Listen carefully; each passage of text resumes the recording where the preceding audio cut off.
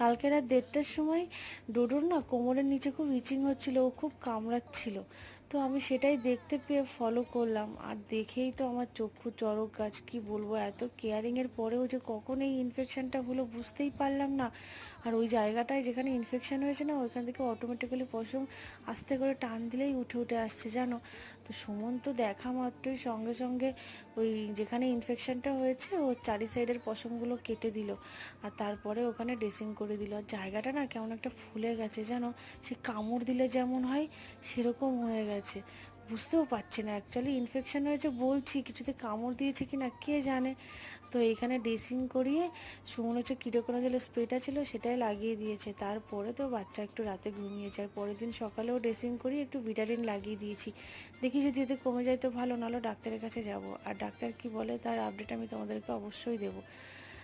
সঙ্গে থেকো, পাশে থেকো।